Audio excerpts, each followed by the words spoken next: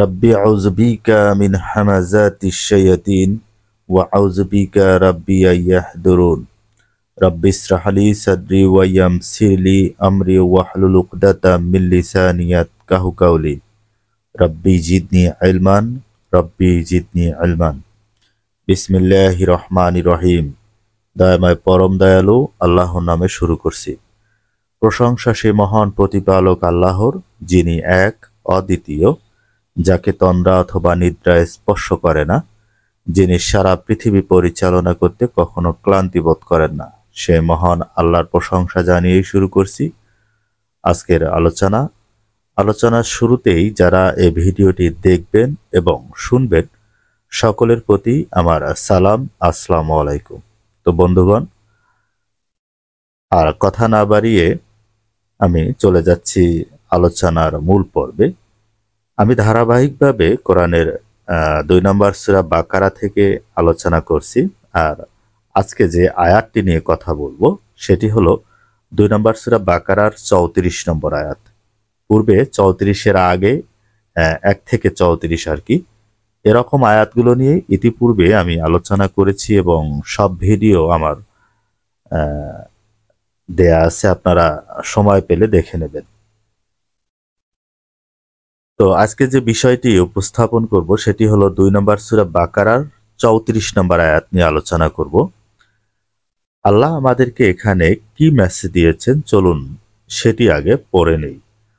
আল্লাহ এখানে বললেন, যখন আমি ফেরেশতাদেরকে বলিলাম আদমকে সিজদা করো, অর্থাৎ আল্লাহ ফেরেশতাদের সকলকেই বললেন যে আদমকে সিজদা করো, অর্থাৎ এখানে আদমকে সিজদা করতে বলা হয়েছে ফেরেশতাদের সকলকেই।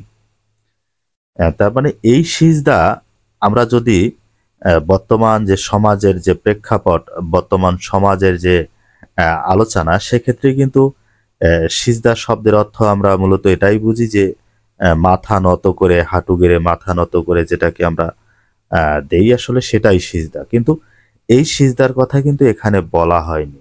এটাই আগে আমরা ক্লিয়ার আর কি হয়ে নেই। সেটা হলো 31 নম্বর আয়াতে আল্লাহ আবার বললেন যে আর তিনি আদমকে যাবতীয় নাম শিক্ষা দিলেন, অতঃপর এই সমুদয় ফেরেশতাদের সম্মুখে প্রকাশ করিলেন এবং তিনি বলিলেন, এই সমুদায়ের নাম আমাকে বলিয়া দাও যদি তোমরা সত্যবাদী হও। অর্থাৎ কিছু জিনিস আদমের সম্মুখে উপস্থিত করা হলো এবং সেগুলোর নাম বলতে ফেরেশতাদেরকে আদেশ করা হলো। ফেরেশতারা সেটা বলতে অপারগতা করলো এবং আদম আলাইহিস সালাম কিন্তু সেগুলো সব বলে দিলেন। তার মানে এখানেই মূলত আদমকে ফেরেশতাদের চেয়ে বড় করা হয়েছে। অর্থাৎ ফেরেশতাদের যে মেমোরি, ব্রেন, এটা মূলত আল্লাহর নির্দেশনে চলবে। আর আদমকে যে মেমোরি দেওয়া হলো, যে নির্দেশিকা দেওয়া হলো, যে ব্রেন দেওয়া হলো, এটি মূলত তাদের থেকেই অনেক পাওয়ারফুল, অনেক গিগাবাইট বড়।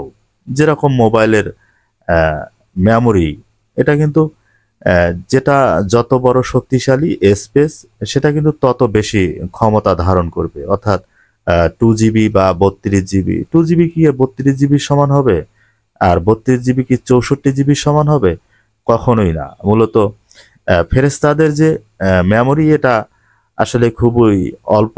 আর আদমকে যে মেমোরি দেওয়া হলো, এটা মূলত অনেক বড়, অনেক স্পেস, অনেক জায়গা, অনেক কিছু আদম ভাবতে পারবে, অনেক কিছু করতে পারবো, এরকম আর কি। এই কারণেই মূলত সেখানে আদমকে বড় করানো হলো আর ফেরেশতাদেরকে বলা হলো যে আদমকে সিজদা করো। তার মানে আদমকে মেনে নাও, আদমকে মেনে নাও, সে তোমাদের থেকে অনেক জ্ঞানী। তখন ইবলিস ব্যতীত সকলেই সিজদা করিল।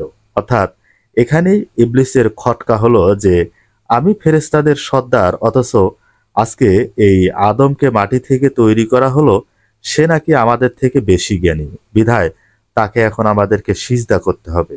আসলে এটা আমি পারবো না, এটা আমি করব না। এটাই মূলত তার অন্তরে অহংকার চলে আসলো এবং সে অহংকার করিল। সুতরাং সে কাফিরদের অন্তর্ভুক্ত হলো। এখানে ফেরেশতা ইবলিস দুইটা ব্যাপারেই এখানে অভিশপ্ত হলো। প্রথম যে ব্যাপার, এটা হলো আল্লাহর আদেশ, আল্লাহর হুকুম। এখন আদমকে সিজদা করতে বলছে, তুমি আদমকে সিজদা করবা।